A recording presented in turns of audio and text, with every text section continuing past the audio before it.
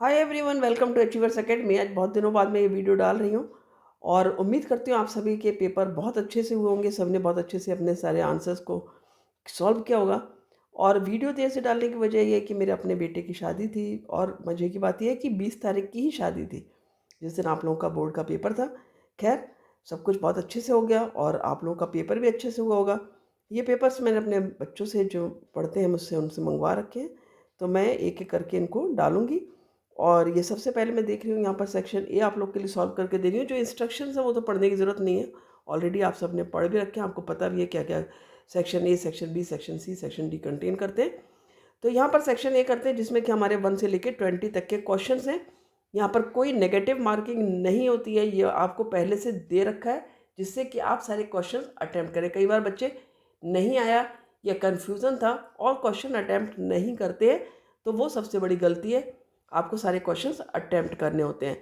तो पहला क्वेश्चन है यहाँ पर, the most common method of extraction of metals from their oxide ore is.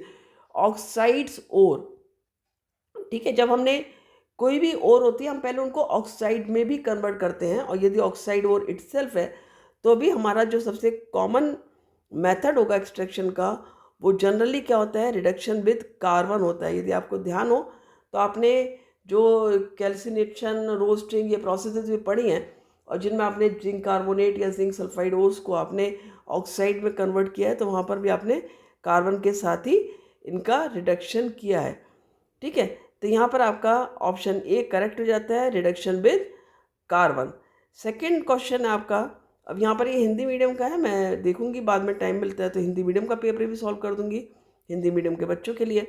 तो सेकंड क्वेश्चन है, consider the following chemical equation Al, H2O, Al2O3 and H2। यहाँ पर क्या है आपका कि जो P, Q, R, S है, आपको इनकी वैल्यूज़ बतानी है। यानी आपको क्या बताना है यहाँ पर कि आप कैसे रिएक्शन को बैलेंस करते हो। तो एक तरह से बैलेंस करने के लिए आई है रिएक्शन आपको ये।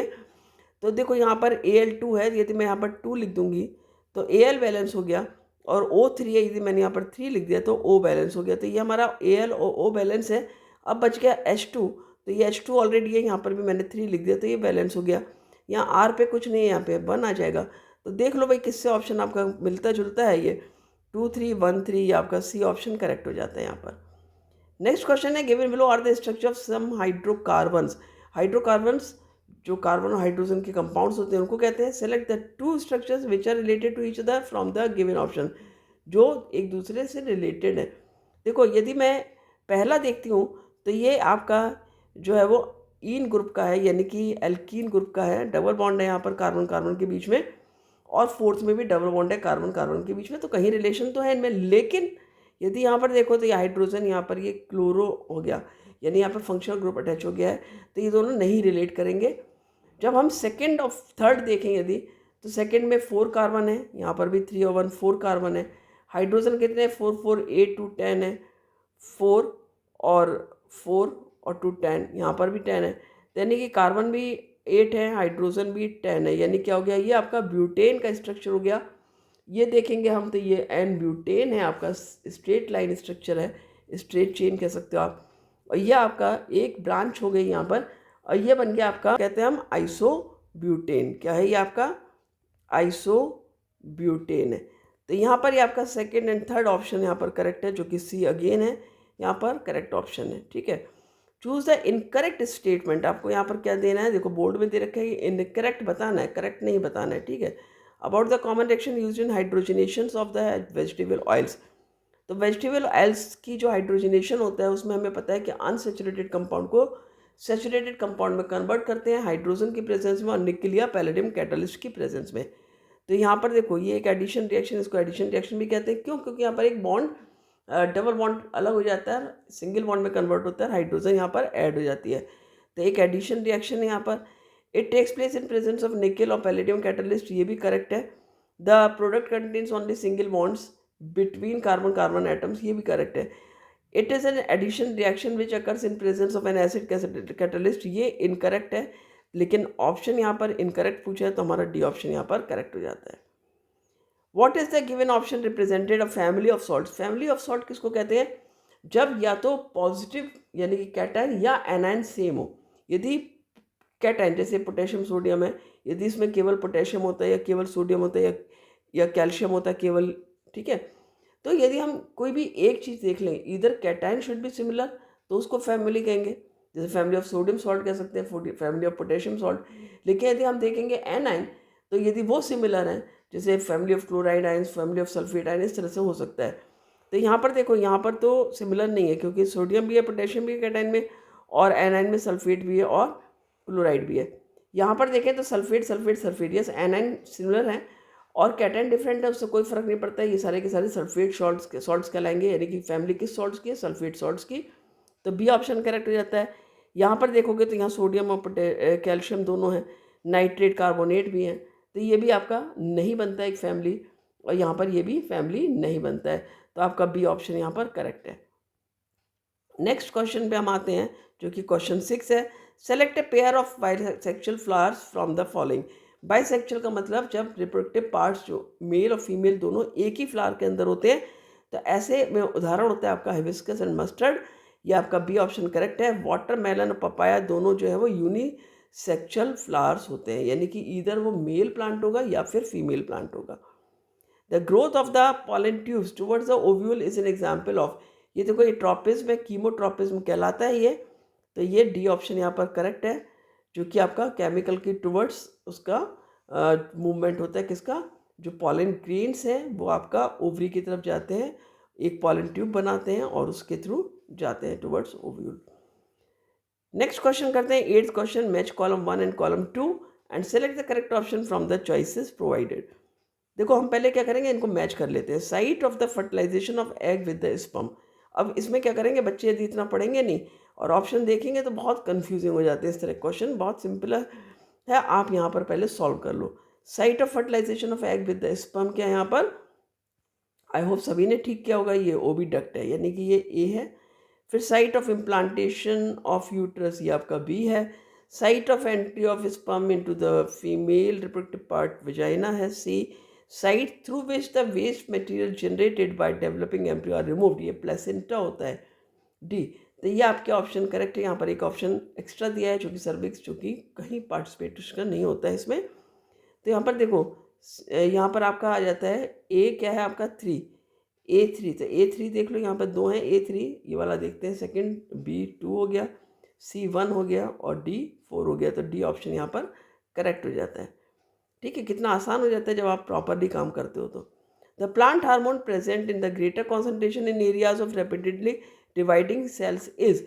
जो देखो, जो प्लांट्स में सेल्स बार बार डिवाइड करती हैं, उन एरियाज में कौन सा प्लांट हार्मोन प्रेजेंट है, ये पूछे आपसे। तो ये कौन सा होता है आपका, ऑक्सिन होता है। ठीक है। Parasitic mode of nutrition is observed in. Parasitic mode किस में होता है, यह आपका देखो यहाँ पर कसकटा दिया है, कसकटा में होता है, ब्रायोफाइलम या हिबिस्कस या हेलियांथस में नहीं होता है। अ candle flame is placed in front of reflecting surface of a convex mirror of focal length F. तो ये आपका एक कॉन्वेक्स मिरर होता है सपोज, राइट। ये इसका पोल है, ये इसका फोकस है, और ये बीच में इसकी फोकल लेंथ हो जाती है, एफ हो जाती है, small F. If the distance of the flame from the pole of the mirror is f, its image is formed। यदि हमने जो फ्लेम रखी है, यानी कि एक कैंडल हमने यहाँ पर रखी है, ठीक है, और उसकी जो हमने पोजीशन बताई है, वो कहाँ बताई है, pole, from the pole of the mirror is f, यानी कि जो डिस्टेंस है वो यहाँ पर फोकस के बराबर है करीब करीब। तो पूछा है कि इमेज कहाँ पर बनेगी। तो यहाँ पर देखो, जब भी हमारा इन्फिनिटी और पोल के बीच में ऑब्जेक्ट होता है, इन्फिनिटी एंड पोल के बीच में, अब वो चाहे कितना भी दूर हो, कितना भी पास हो, इमेज हमेशा कहाँ बनती है, बिटवीन पोल एंड फोकस। ये आपकी इमेज बनती है हमेशा। तो बस यही आपको देखना है। तो at infinite distance from the mirror, no. Behind the mirror at the principal focus, no. Behind the mirror at the distance 2f, no. Behind the mirror at a distance of f/2, ये ठीक है, क्योंकि यहाँ पर behind the mirror ही बन रही है image, और कहाँ बनती है, समवेयर यहाँ बनती है, राइट। नेक्स्ट क्वेश्चन है आपका, select the correct statement from the following. The size of the molecules of air is larger than the wavelength of the visible light. नहीं, जो विजिबल लाइट होती है वो किस तरह से होती है, जब भी लाइट स्कैटर करती है, तो जो मॉलिक्यूल्स हैं, डस्ट पार्टिकल्स, ये सब बहुत स्मॉल पार्टिकल्स होते हैं, तो हम देखते हैं स्काई ब्लू है। क्यों, क्योंकि ब्लू कलर स्कैटर कर जाता है और इसकी वेवलेंथ छोटी होती है, यानी कि लगभग सिमिलर होगा जिन मॉलिक्यूल्स को स्कैटर करके जिस वेवलेंथ की लाइट हमें दिख रही है। तो ये यहाँ पर रॉन्ग ऑप्शन है। और the blue light has a wavelength about 1 to 8 times greater than the red light. No, red light की वेवलेंथ लंबी होती है, ब्लू लाइट की छोटी होती है। When sunlight passes through the fine particles in air, they scatter the blue color of the visible light. Yes, ये correct है हमारा। The light of red color is scattered the most by no, ये भी गलत है। Red light सबसे कम scatter करती है, तो ऑप्शन सी हमारा करेक्ट हो जाता है। In domestic electric circuits, the color of the insulation covers of wires in the cables of electric iron electric toaster is generally, जो आपने 3 पिन प्लग देखा उसमें एक रेड वायर होता है, एक ब्लैक होता है और एक ग्रीन होता है। रेड रिप्रेजेंट करता है लाइव वायर को, ब्लैक करता है न्यूट्रल को और ग्रीन करता है अर्थ वायर को। तो सिंपली देख लो यहाँ पर रेड फॉर लाइव वायर, ये 2 दिए हैं, इनमें 2 में से सही हो गई, दोनों तो वैसे ही एलिमिनेट हो गए, गलत है। तो रेड फॉर लाइव वायर ठीक है, ब्लैक फॉर, तो आपका सेकेंड वाला ऑप्शन ठीक है, black for neutral wire and green for earth wire. The strength of magnetic field produced inside a long straight current carrying solenoid does not depend upon, अंदर जो आपका जो स्ट्रेट करंट कैरिंग सोलेनोइड है उसके अंदर जो स्ट्रेंथ है magnetic field की वो किन किन चीज़ों पर डिपेंड करती है और किस पर डिपेंड नहीं करती है। तो number of turns in the solenoid इस पर डिपेंड करती है, ठीक है, कि ज़्यादा टर्न होंगे उतनी ज़्यादा स्ट्रेंथ होगी। Direction of current flowing through the solenoid, direction से डायरेक्शन डिपेंड करेगी, स्ट्रेंथ नहीं डिपेंड करेगी, तो ये डिपेंड नहीं करती है। Material of core, yes, core material किस चीज़ का है, वो कितनी स्ट्रेंथ प्रोवाइड करेगा, ये हम इस पर डिपेंड करती है। Radius of the coil of the solenoid इस पर भी डिपेंड करती है, क्योंकि इससे डिस्टेंस बढ़ जाती है या घट जाती है। डिस्टेंस जितनी कम होगी उतनी ज़्यादा स्ट्रेंथ मैग्नेटिक फील्ड की होगी। तो यहाँ पर आपका ऑप्शन बी जो है वो डिपेंड नहीं करता है, तो ये सही ऑप्शन है। Which one of the following statement is not true about a bar magnet, bar magnet के संदर्भ में हम देखें तो क्या सही नहीं है। It sets itself in north south direction when suspended freely, ये करेक्ट है। It has attractive power for iron filings, ये भी करेक्ट है। It produces magnetic field lines, ये भी करेक्ट है। The direction of magnetic field lines inside a bar magnet is from north pole to south pole, नहीं, ये गलत है, क्योंकि जो अंदर होता है बार मैग्नेट के जो लाइन्स होती हैं वो किधर होती हैं, ये देखो नॉर्थ से एमर्ज करती हैं, साउथ से मर्ज करती है, यानी कि कौन सी डायरेक्शन हो गई, साउथ टू नॉर्थ होती है। नेक्स्ट क्वेश्चन है आपका 16 question, other than the abiotic component which of the given biotic component are not required, यदि हम एबायोटिक कंपोनेंट की बात करें तो उसके अलावा कौन से वो बायोटिक कंपोनेंट है जो ज़रूरत नहीं है टू मेक एन एक्वेरियम, एक एक्वेरियम को बनाने में विद स्मॉल हर्बीवोरस फिशेज। देखो यहाँ पर कौन सी फिशेज है, हर्बीवोरस फिशेज हैं और उसका एक सेल्फ सस्टेनिंग सिस्टम हम क्रिएट करने जा रहे हैं, तो किन की ज़रूरत नहीं है। तो देखो एक्वेटिक प्लांट्स और एक्वेटिक एनिमल्स तो यहाँ पर चाहिए होंगे। Terrestrial plants and terrestrial animals का कोई मतलब नहीं है, क्योंकि हम बात कर रहे हैं एक्वेटिक की, तो ये नहीं चाहिए। डिकम्पोजर्स भी चाहिए, क्योंकि हमें जब भी कोई फिश मरती है तो वहाँ पर डिकम्पोजर होंगे तो डिकम्पोज कर देंगे, ठीक है। सेल्फ सस्टेनिंग सिस्टम हम बनाने जा रहे हैं, यानी कि अपने आप से वो क्लीन होता रहेगा। कंज्यूमर्स एज क्लोन फिशेज और सी अर्चिन्स, ये भी ज़रूरत नहीं है। तो हमारा सेकेंड एंड फोर्थ ऑप्शन यहाँ पर करेक्ट है, सेकेंड एंड फोर्थ डी में है, तो डी ऑप्शन हमारा यहाँ पर करेक्ट है। क्लियर हुआ। नेक्स्ट क्वेश्चन आप क्या कहते हैं, असर्शन रीजन क्वेश्चंस, और यहाँ पर ये सब इंस्ट्रक्शन सिमिलर रहते हैं आपके, हमेशा आपने पढ़ के इनको आंसर करा होगा ठीक से। पहला क्वेश्चन है 17 क्वेश्चन, असर्शन है brass is prepared by first melting copper. देखो ब्रास क्या है, एक एलॉय है, तो एलॉय कैसे प्रिपेयर करता है, जो प्राइमरी मेटल है उसको पहले मेल्ट करते हैं और उसमें फिर दूसरा जो भी मटेरियल है वो डालते हैं मेल्टिंग पोजीशन में और उसको एक डेफिनेट प्रोपोर्शन में डाला जाता है, तो ये ट्रू है, ठीक है। And then dissolving tin into a definite proportion, क्योंकि कॉपर और टिन इसका ब्रास का कंपोजिशन होता है। The primary metal of brass is copper, यहाँ पर रीज़न दिया है क्योंकि प्राइमरी मेटल ब्रास का क्या है, कॉपर है, तो ठीक है भाई, प्राइमरी मेटल को ही पहले मेल्ट किया जाता है और तब जो है एलॉय बनाया जाता है, उसमें दूसरा मेटल या और जितने भी मेटल डालने हैं इनडेफिनिट प्रोपोर्शन में मिलाए जाते हैं, तो ये ट्रू भी है और साथ ही ये करेक्ट एक्सप्लेनेशन है, जो रीज़न है किसका, असर्शन का, तो यहाँ पर ऑप्शन ए करेक्ट हो जाता है। 18 क्वेश्चन कहता है assertion use of jute bags for shopping reduces pollution. Definitely यदि आप जूट बैग को यूज़ करते हो, आप उसको बार बार लेकर जाते हो और गंदा होने पर उसको धो सकते हो, कुछ भी आराम से उसको यूज़ कर सकते हो कन्वीनियंटली। फिर रीज़न दिया jute is biodegradable and its bag may be reused as and when needed. हमेशा इसको रीयूज़ कर सकते हैं और जब भी ज़रूरत हो। साथ ही यदि हम इसको डिस्ट्रॉय भी करेंगे तो ये बायोडिग्रेडेबल है, तो ये पॉल्यूशन नहीं करेगा, तो ये भी ट्रू है। तो यहाँ पर क्या दिया था, use of jute bag for shipping reduces pollution. Definitely यदि हम इसको यूज़ करेंगे तो पॉल्यूशन हर तरह से रिड्यूस होगा। क्योंकि देखो, यदि आप प्लास्टिक बैग यूज़ करोगे, बार बार उसको डालोगे अपने गार्बेज में, और इस तरह से आप एक तरह से पॉल्यूशन को बढ़ावा दे रहे हो।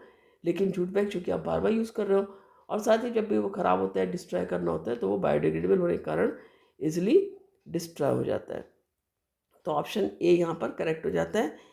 19 क्वेश्चन कहता है, in our actions of writing और talking our nervous system communicates with the muscles. हमारा जो नर्वस सिस्टम है वो हमारी मसल्स के साथ में कम्युनिकेट करता है। डेफिनेटली आप वही लिखोगे ना जो आप सोच रहे हो। ऐसा तो नहीं आप लिखना चाह रहे हो एप्पल और लिख दोगे ऑरेंज। होता है ऐसा? क्या नहीं होता है। तो उसी तरह से क्या है, ये बिल्कुल ट्रू है। Cranial nerves and spinal nerves form peripheral nervous system, ये भी सही है।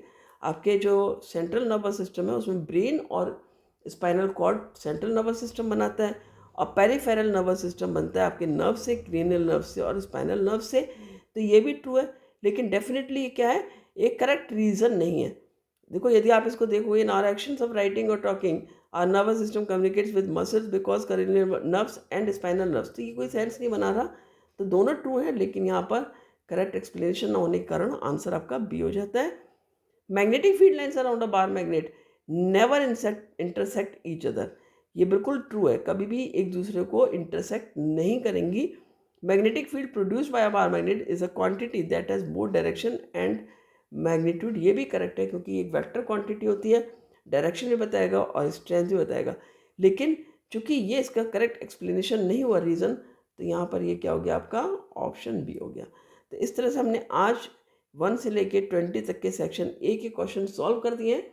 आई होप आपने अच्छे से पूरा वीडियो देखा होगा और समझा होगा, और उम्मीद करती हूँ कि आगे इसी तरह से आप वीडियोस देखते रहोगे, अचीवर्स एकेडमी बने रहोगे। और आपको बिल्कुल वीडियो पसंद आए तो चैनल को सब्सक्राइब करना, लाइक करना, वीडियो को शेयर करना अपने फ्रेंड्स के साथ में। Thank you.